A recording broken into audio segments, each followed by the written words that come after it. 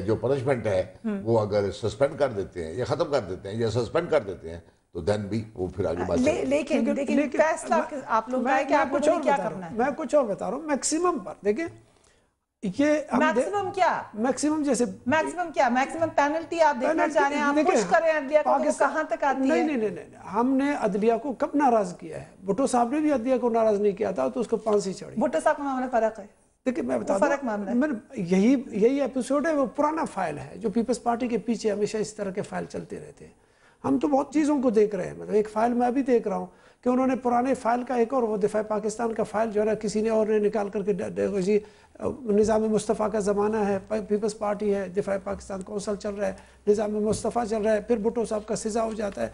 ये एक पुराना फाइल है जो हम अपनी तरफ एज ए कारकुन पोलिटिकल तो आप लोग समझ रहे हैं। देखिए अगर आप मुझे फैसले आ रहे हैं जो आप लोगों ने बड़े अरसे से एक मंत्र पढ़ा है उसी के ऊपर कायम है आप। हम इसको और दूसरे एंगल से देखेंगे। कल प्राइम मिनिस्टर को बिठा करके 1 घंटे के अंदर अंदर वो सजा भी दे सकते हैं कि जब तक ये अदालत है और आपको सजा है, अपील का टाइम भी नहीं देंगे। क्यों रिस्पेक्ट मुझे दूसरे मेहमानों के पास जाना है, लेकिन दुरानी साहब ये कोई तमाशा हो रहा है कि आप लोग उसको देखेंगे, आप लोग चेक करेंगे अदलिया क्या करेगी।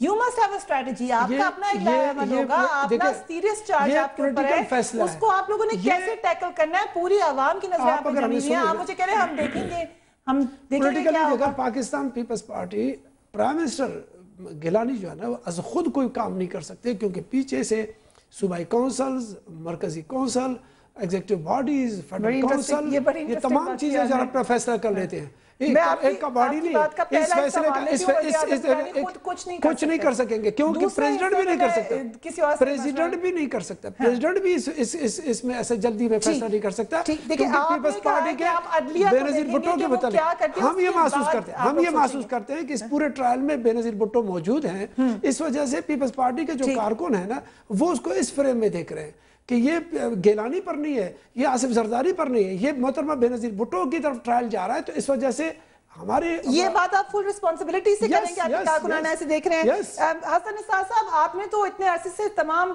देखी है हिस्ट्री पाकिस्तान की, उसके पर लिखा है, उसको जांचा, उसको परखा है। क्या वही हिस्ट्री रिपीट हो रही है जो कि इस वक्त दुरानी साहब का मौक़िफ़ है, जो उससे पहले हमारी इंफॉर्मेशन मिनिस्टर भी फरमा चुकी हैं कि फैसले तो अवाम ने करने हैं, अदलिया क्या बायस है पीपल्स पार्टी के खिलाफ? नहीं, देखें जो तारीख है इनकी अदलिया की और पीपल्स पार्टी की वो तो बहुत तकलीफदेह है, इसलिए उसकी बात ना करें। मेरा ख्याल है आज के हवालों से बात की जाए। और ये जो बुखार है ना पीपल्स पार्टी को कि आखिरी अदालत अवाम की और अवाम फैसला करेंगे, अदलिया और अवाम इनका रोल एब्सोल्युटली डिफरेंट है। मुझे नहीं पता ये आपस में कैसे कंफ्यूज कर रहे हैं।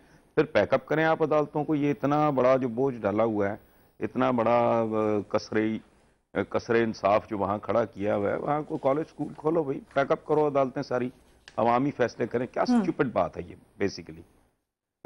और ये मैं आपको एक बात अर्ज कर दूं कि इनका पीपल्स पार्टी वालों का ये बुखार भी आने वाले दिनों में, मुस्तकबिल करीब में ये बुखार उतर जाएगा। इस बार अवाम का फैसला इनकी आंखें खोलेगा ही नहीं, इनकी आंखों में अंधेरे भी भर देगा।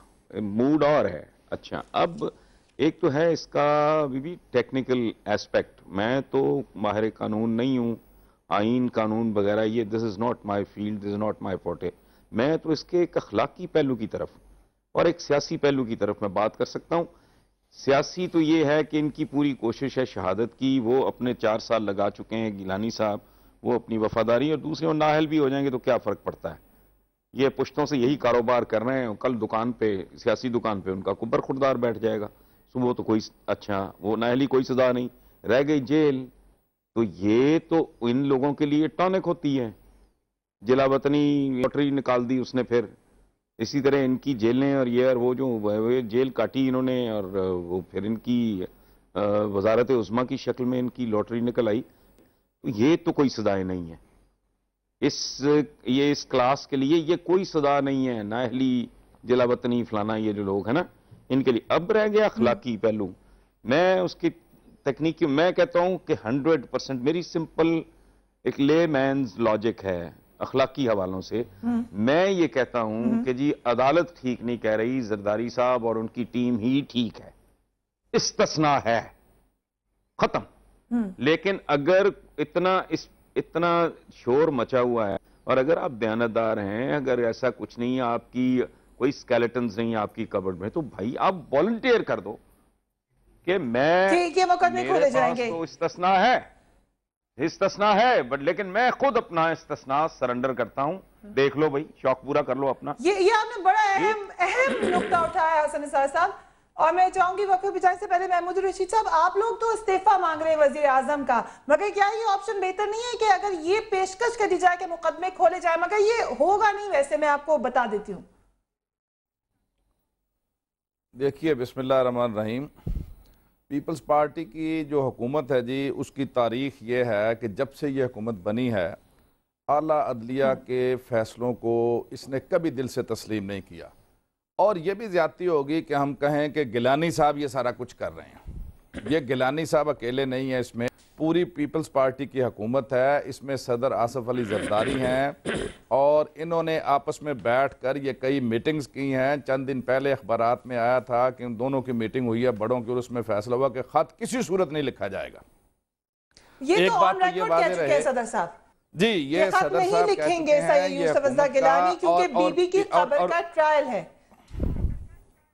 जी। ये पीपल्स पार्टी की पूरी हुकूमत का ये फैसला है कि ख़त्म नहीं लिखेंगे। तो मैं ये समझता हूँ कि आज के दौर में, जैसे हसन निसार साहब ने कहा, कि मॉरली ये एक इंतहाई ये नीच ये बात है कि आप सबसे आला अदलिया का मजाक उड़ाएं, उसके फ़ैसलों को तस्लीम ना करें। एक तरफ आप ये कहें कि अदलिया के जजों को तो हमने बहाल किया, उसका क्रेडिट लें, और दूसरा उन जजों की आप फैसलों को ना मान के उनका मजाक उड़ाएं और उनको बेइज्जत करें। और मैं ये समझता हूँ जी कि ये इनकी सोची समझी अब राय है कि हम शहीद होने जा रहे हैं। 4 साल में पीपल्स पार्टी की हुकूमत ने इस मुल्क की चूल्हें हिला दी, अब वो किसी पहलू से भी कोई रिलीफ नहीं दिया, लोगों की चीखें निकल गई हैं। महंगाई देख लें आप, यहाँ पे गैस नहीं है, यहाँ बिजली नहीं है। फ्रेमवर्क के अंदर भी फैसले होंगे ना, आप लोगों की पार्टी का मौक़िफ़ है कि वो इस्तीफा दे दें। किस बेसिस पे आप इस्तीफा मांग रहे हैं वज़ीर आज़म का? मैं ये समझता हूँ कि हम इसलिए इस्तीफा मांग रहे हैं कि अब जो स्टेज आ गई है, या वो शहीद होने के लिए तैयार हो जाए, और उनके लिए ये बेहतर है कि वो मुस्ताफ़ी हो जाएं। उसकी वजह यह है कि ये जो कुछ अब होने जा रहा है, ये कोई मजाक नहीं है। पूरे मुल्क के अंदर जो है एक क्योस आएगा, सियासी अफरा तफरी पैदा होगी, और ये एक इनका सोचे समझा एक प्लान है।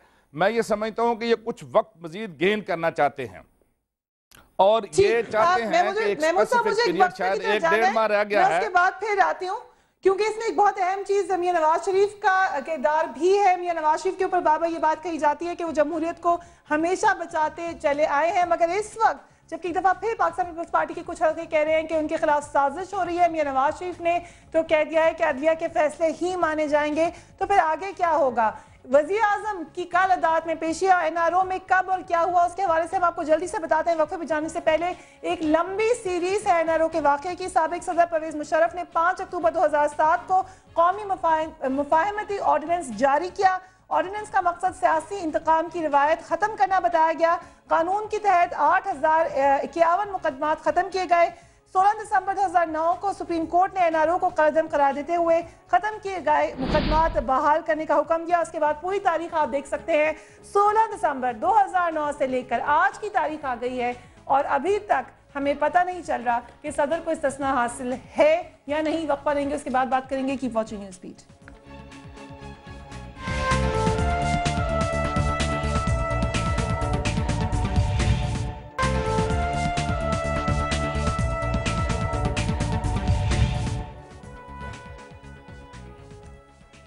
पाकिस्तान के कानून का आर्टिकल 190 क्या कहता है? आर्टिकल 190 कहता है कि पूरे पाकिस्तान के तमाम हुकाम, आमला ओ अदलिया अदालत उज़्मा की मुआवनत करेंगे, और इसी आर्टिकल का सवाल है कि इसमें वज़ीर आज़म को अदालत उज़्मा के फैसले इम्प्लीमेंट कराने के लिए पूरी मदद करना चाहिए थी। महमूद रशीद साहब, मियां नवाज शरीफ ने साफ कह दिया है कि वो अदालत के साथ खड़े हुए हैं, अब अदालत के फैसलों पर अमल करना होगा। फिर इमरान खान साहब ये किस हवाले से कह रहे हैं कि आज जो हो रहा है, हुकूमत जो कर रही है, वो उसमें पीएमएलएन का भी कसूर है? देखिए जी, मैं ये समझता हूँ कि इसमें पीपल्स पार्टी का तो जो है, पीएमएलएन ने भी कोई संजीदा कोशिश इसके अंदर नहीं की। ये आपस में तो 20वीं तरमीम के ऊपर भी सारे इकट्ठे हैं, और वहाँ पर मरकज़ी हुकूमत कौन सी होनी चाहिए, सूबों में केयर टेकर हुकूमत कौन सी होनी चाहिए, ये सारे मामला तय हो रहे हैं। PMLN अगर इसमें संजीदगी करे और ये कहे जी हम 20वीं तरमीम उस वक्त तक पास नहीं होने देंगे, बल्कि इसमें कोशिश करके दूसरे जो मेंबरान असम्बली हैं उनको भी अपने साथ मिलाए और कहे कि अदलिया का तकद्दस और उसके फैसलों का एहतराम और उसके फैसलों पर अमल दरामद जब तक नहीं होता, हम कोई 20वीं तरमीम जो है वो पास नहीं करने जा रहे। तो ये मैं समझता हूँ कि इसमें मुस्लिम लीग N भी जो है वो बिल्कुल खामोश है और डबल गेम कर रही है कि ठीक है जो हो रहा है होने दे। हालांकि मैं ये समझता हूँ अगर वो संजीदा कोशिश करते तो ये पीपल्स पार्टी वाले घुटने टेक सकते थे। दूसरी बात ये है पीपल्स पार्टी को शायद इस बात का अंदाजा नहीं है कि आगे क्या होने जा रहा है। ये पीपल्स पार्टी की तारीख में पहली दफा ऐसा होगा कि पीपल्स पार्टी के लोगों की जमानतें जब्त होंगी। जो कुछ उन्होंने 4 साल इस मुल्क और कौम के साथ किया है, वो ये समझते हैं कि 4 साल की लूट मार, करप्शन, अदारों की तबाही और बर्बादी के बाद आज वो शहीद होकर अदलिया के फैसलों का मजाक उड़ाकर उस पर अमल दरामद ना करके वो लोगों की पब्लिक सपोर्ट ले सकते हैं। ये अभी जो मोहतरमा मरकजी वजीर इत्तलात जो फरमा रही थी, ये मेरा ख्याल है हमको कि जन्नत में बस रहे हैं। उन्हें अंदाजा नहीं है कि इसका कितना सवियर जो रिएक्शन है वो पब्लिक के अंदर है कि अब वो दौर गुजर गया 10-20 साल पुराना। अब लोग इस बार हम पूरी कौम अदालती फैसलों के साथ खड़ी होगी।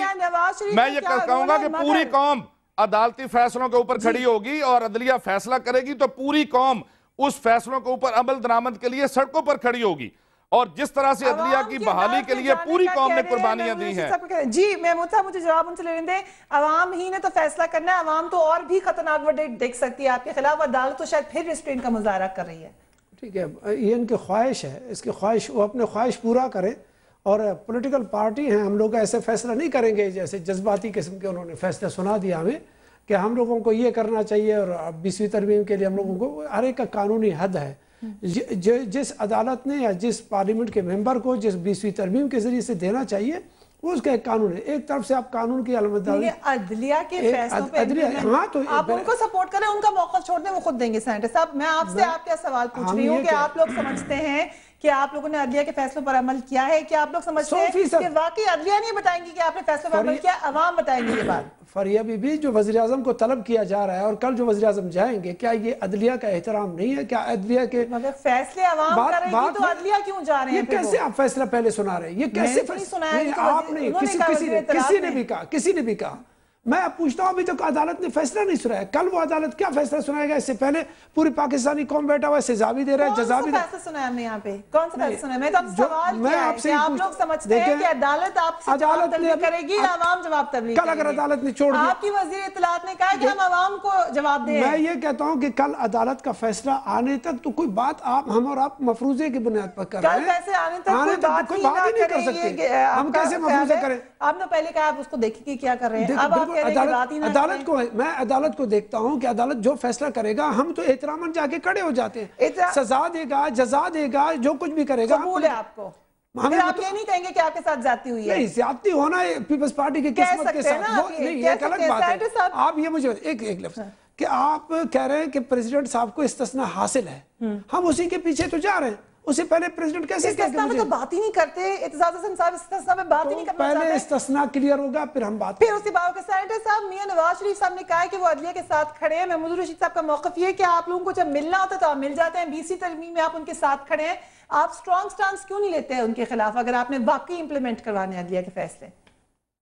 हमने स्ट्रॉन्ग मौक़िफ़ है हमारा, जो मियां नवाज शरीफ साहब का मौक़िफ़ है पूरी कौम का मौक़िफ़ है। वही अभी आपने सुना इमरान खान साहब की पार्टी का, और भी पूरा 18 करोड़ आवाम जो है वो अदलिया के पीछे मुकम्मल तौर पर। और फिर ये कोई आसान वाली बात नहीं है, ये एप्लीकेशन है कॉन्स्टिट्यूशन की। मैं तो समझता हूँ कि प्राइम मिनिस्टर साहब और हुकूमत जो है ये एक डबल वायलेशन कर रहे हैं। मतलब